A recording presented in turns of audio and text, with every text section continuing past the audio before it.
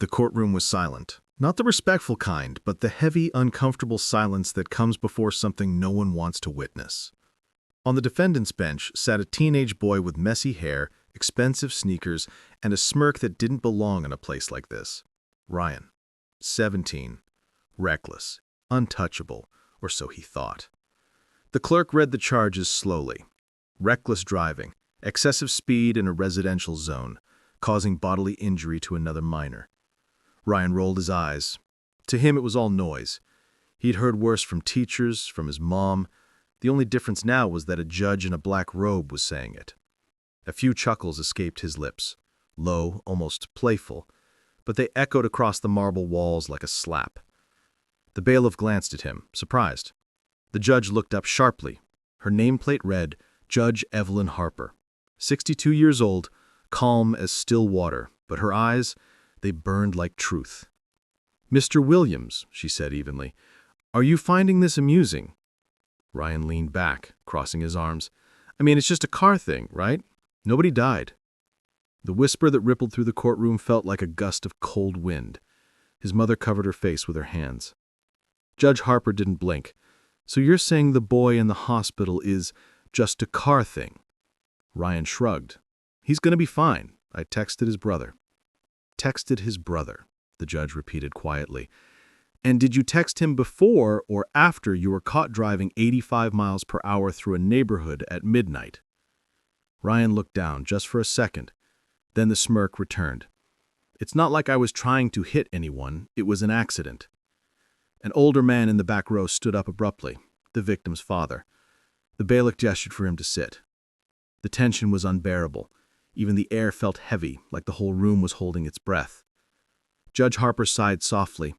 "You think this is about punishment," she said. "About a fine or a few days of community service. You think this is a game, that money can pay for someone's pain." Her tone didn't rise, it sank, deep, cold, and deliberate. Ryan didn't respond. He stared at the table, tapping his foot.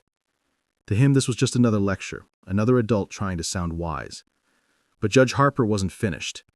She leaned forward slightly, folding her hands. "Do you know what your friend's mother said when she saw her son at the hospital?" Ryan shook his head. "She said, 'I can't even be angry because he loved Ryan too much to see his flaws.'" Something shifted in the room.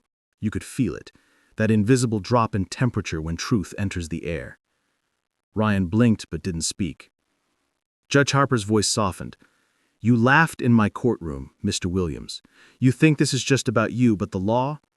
The law is about everyone else. About the mothers waiting by hospital beds, about the friends who can't walk, about the people you never meant to hurt, but did anyway." For the first time, Ryan's smirk faded.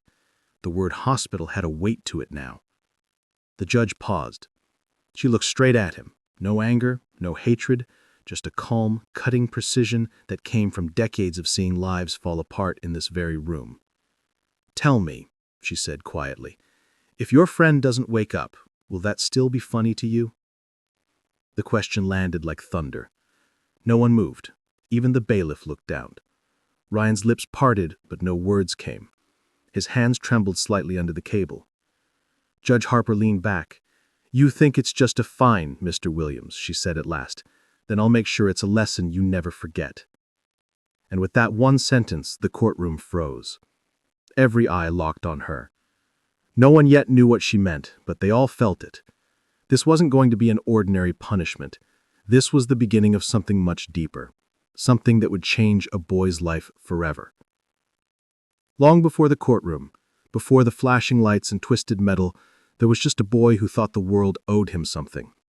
Ryan Williams was born into comfort, the kind of comfort that could buy silence, excuses, and second chances.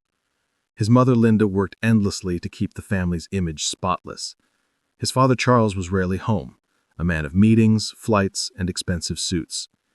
When Ryan was little, his father's promises always came with the same phrase, "We'll talk when I get back." But back never really came. Ryan grew up surrounded by everything money could buy, except the one thing he needed: boundaries. Every time he got into trouble, someone cleaned up the mess. Late for school, the principal was an old family friend. Skipped assignments, He's a bright kid, just bored. Sneaking out past midnight? Boys will be boys. By 17, Ryan had learned a dangerous lesson. Consequences were optional. His friends envied him. They called him lucky, because somehow he always walked away smiling, even when he didn't deserve it. He'd spin his keys, wink, and say, "Rules are for people who get caught." But his mother knew. She saw the arrogance building behind his grin. She saw the way he shrugged off every warning, every scare, every lecture. Sometimes she'd stand in his doorway late at night, watching him play music too loud, scrolling through social media like the world revolved around him. She'd whisper to herself, "Please, God, don't let him find out the hard way." That night came sooner than she imagined. It was the start of summer. Warm air, no curfew, too much confidence. Ryan and his best friend Ethan had spent the evening in a friend's house. Music, laughter, maybe a few drinks, nothing they hadn't done before. Ethan wasn't supposed to ride with him that night, but Ryan insisted. "Come on, man, I drive better when I'm having fun." Those words would echo forever. The streets were empty, just the glow of streetlights and the hum of the engine. Ryan's car, a silver sports coupe his father had bought for responsibility, purred like a lion. He pushed it harder with every block. The speedometer climbed, the world blurred, and Ethan laughed nervously. "Bro, slow down, you're gonna get us pulled over." Ryan grinned. "What's a ticket? My dad pays for those." And then a corner taken too fast. Tires screeched, a blur of motion, a tree that came out of nowhere. When the airbags exploded, everything went white. The sound vanished. For a second, Ryan thought he was dead. But when he turned, Ethan wasn't moving. The silence that followed was the kind that only tragedy knows. Neighbors came running. Someone shouted to call 911. Ryan crawled out of the car, blood on his face, confusion in his eyes. "He's fine," he kept saying. "He's fine." But Ethan didn't answer. The paramedics arrived. The flashing red lights painted the street in panic. They lifted Ethan onto a stretcher, shouting medical codes Ryan didn't understand. He tried to follow, but a police officer held him back. "You need to stay here, son." That was the first time Ryan heard the word reckless. He spent the night in a holding cell, not because they wanted to punish him, but because it was procedure. He sat there, hands trembling, staring at his reflection in the glass. And yet, somewhere deep inside, the arrogance still flickered. "It's an accident," he told himself. "He'll wake up. I'll be fine." When his mother arrived to bail him out at dawn, she had a pale, hollow face. "Do you even understand what you've done?" she whispered. Ryan looked away. "Mom, it's not like I meant to—" "No one means to destroy a family," she cut in, her voice breaking. "But it happens when you think you're above everyone else." She drove him home silently. The city outside the window looked different. Emptier, colder. Every red light felt like a reminder. The next morning his phone buzzed with messages. "Bro, what happened? Heard about Ethan. You okay? Man, they say he's in a coma." Ryan didn't reply. First time he didn't know what to say. Then came the summons. The state versus Ryan Williams. The letters on the paper looked unreal, like they belonged to someone else. His father called once from some distant airport. "We'll fix this," he said flatly. "The lawyer's already on it." Fix this. That was always the family solution. But this time it wasn't a broken vase or a failed exam. It was a life. When the day of the hearing came, Ryan still didn't believe it would be serious. He wore his best jacket, combed his hair, and joked with his mother on the way there. "Relax, Mom. It's just court, not prison." She said nothing. She just held her hands together and prayed under her breath. And that's how he walked into the courtroom. Confident, careless, and convinced that the world still worked the way it always had. He had no idea that this time the system he mocked was about to teach him something no parent, no teacher, no lawyer ever could. Because this wasn't going to be a trial about guilt. It was going to be a trial about growth. The courtroom smelled faintly of old paper and coffee, the kind of place where time seemed to move slower, like it was waiting for the truth to catch up. Ryan sat slouched in his chair, drumming his fingers on the polished wood. His mother sat beside him, her face pale and distant. Across from them, Judge Evelyn Harper reviewed the case file with deliberate calm. The prosecutor stood and adjusted his tie. "Your Honor, this is a case of reckless disregard for life. The defendant, Mr. Ryan Williams, was driving 85 in a 35 zone. His passenger, Ethan Blake, remains in a coma. The state will now play the traffic footage." The lights dimmed. A monitor flickered to life. The video began. Shaky security camera footage from a nearby intersection. The sound of a revving engine filled the room. The silver sports car shot into view, headlights slicing through the dark, tires screaming as it turned a corner too fast. Then came the crash, violent, blinding, final. Gasps rippled through the courtroom. Ryan didn't flinch. When the screen went dark, he looked away, unimpressed.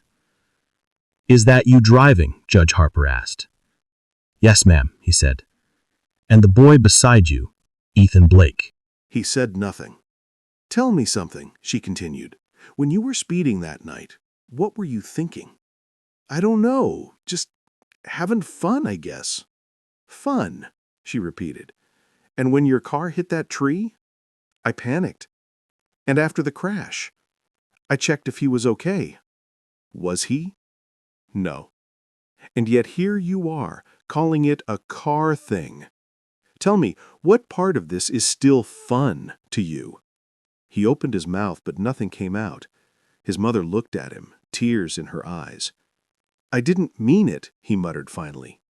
"That's what they all say," she replied softly. "But meaning doesn't change the outcome." The prosecutor requested juvenile detention. Ryan looked up sharply. "What? Detention? For an accident?" The judge raised her hand. "I've heard enough." She leaned forward. "You seem to think consequences are negotiable. That's a dangerous way to live. Tell me, what have you learned from this?" He thought for a moment. "That I need to be more careful?" Her eyebrow arched. "More careful?" "Yeah, I'll drive slower next time." Gasps filled the room. "Next time," she repeated quietly. "You expect a next time?" Ryan froze. "Let me tell you something about next times," she said. "Some people don't get one." She reached for her notes, then stopped. Her hand trembled slightly, not with anger, but with sorrow. "This isn't about punishment anymore. It's about perspective.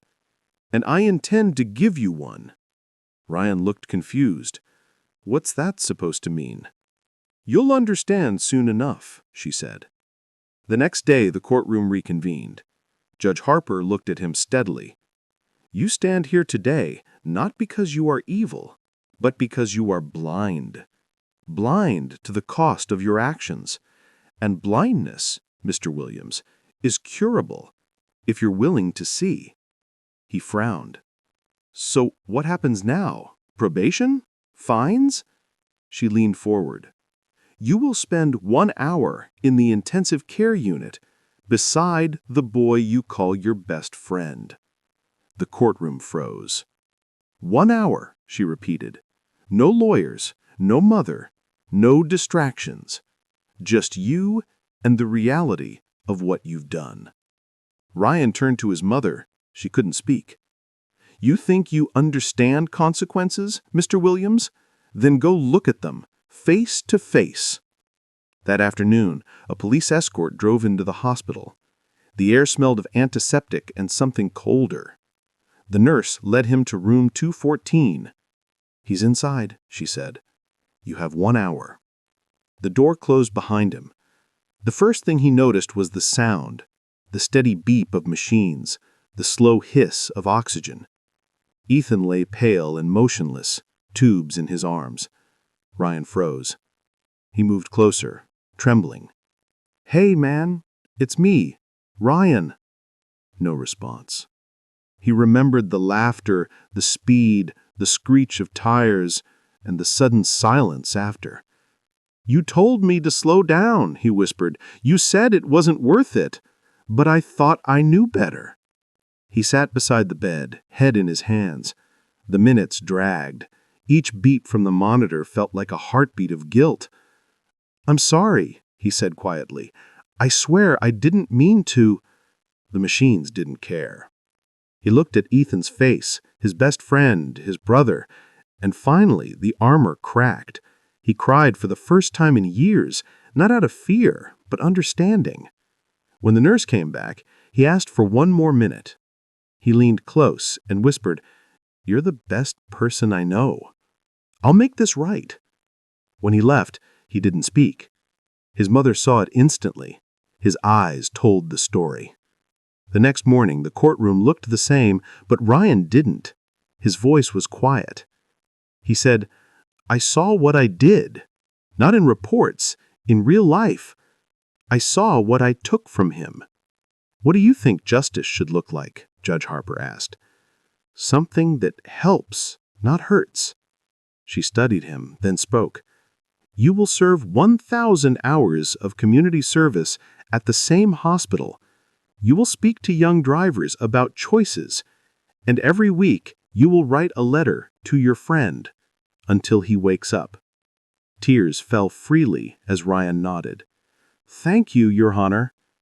"Justice isn't always about punishment," she said softly. "Sometimes it's about awakening the part of us that was asleep." Her gavel struck gently, not in anger, but in grace. Outside the courthouse, sunlight broke through the clouds.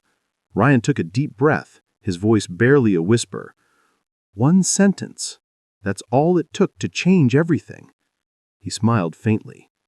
"Judge Harper could have punished me. Instead, she made me see." He looked down at his hands, the same ones that now lifted patience, wrote letters, and learned to heal instead of harm. That hour beside Ethan wasn't punishment. It was mercy disguised as pain. Justice isn't always about power. Sometimes it's about grace. Weeks later, his letters filled a notebook, and one morning, as he sat by Ethan's bed reading aloud, Ethan's finger moved, just barely. The nurses rushed in. Hope had a heartbeat. Ryan never called it a miracle. He called it a lesson. Friends, what would our world look like if every courtroom taught healing, not fear? If justice rebuilt instead of breaking? Ryan's story reminds us that one moment, one choice, one sentence can save more than a life. It can save a soul. If this story touched your heart, share it and tell us in the comments, do you believe compassion belongs in a courtroom? Because next time, you'll meet another soul who thought they were beyond redemption until justice spoke and everything changed. And somewhere in that same quiet hospital room, the faint rhythmic beeping kept time with something new: hope. The doctors still spoke carefully, his recovery uncertain, but Ryan no longer measured progress in miracles. He measured it in presence. Every visit became a promise. He'd clean trays, help nurses, talk softly to strangers who felt invisible. People began to recognize him not as the reckless kid from the news, but the boy who stayed. Sometimes late at night, when he'd finish mopping the hallways, he'd stop outside Ethan's door. He'd rest his hand on the cold metal frame and whisper, "Still here, man." It wasn't guilt anymore. It was gratitude.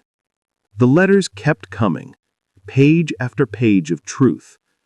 Ryan wrote about the lives he met in those hospital corridors, the single father waiting for his daughter's heart surgery, the nurse who worked double shifts to afford her son's tuition, the old man who'd lost his wife but still brought her favorite flowers to the empty chair beside his bed.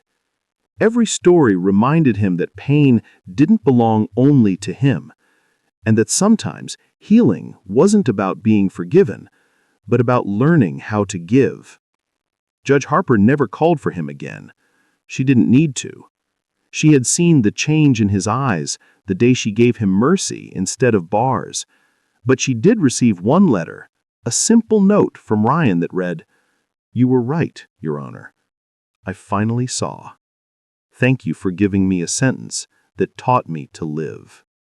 Months later, Ethan opened his eyes for the first time. The doctors said it was gradual, fragile, but real. And when Ryan got the call, he didn't run or shout. He just closed his eyes and whispered, "We made it." In the years that followed, Ryan kept speaking to high school students about choices, speed, and the moment everything can change. Most didn't know his full story, but those who did said they never forgot the way his voice trembled when he said the word friend. He never stopped writing letters. Even after Ethan woke up, they wrote them together. Letters not about guilt, but about grace.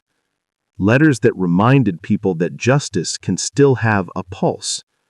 And so the story ends where it began, not in a courtroom, but in a quiet act of reflection. The laughter that once mocked the law had turned into something far more powerful, a voice that carried hope. Friends, maybe that's what real justice is, when the law doesn't just punish, but redeems. When mercy teaches what fear never could. Because sometimes one sentence isn't the end of a story, it's the beginning of a soul finding its way back home. And maybe that's why stories like Ryan's matter, because they remind us that transformation doesn't always start with thunder or applause. Sometimes it starts in silence, in the quiet of a courtroom, in the echo of a judge's calm voice, and in the sound of a single heartbeat on a monitor that refuses to stop. Months passed and the world moved on. The headlines faded, the gossip died, but Ryan didn't. He stayed, showing up every week, sweeping floors, holding doors, helping patients into wheelchairs, writing one more letter for the friend who had finally opened his eyes. Ethan couldn't speak at first, but when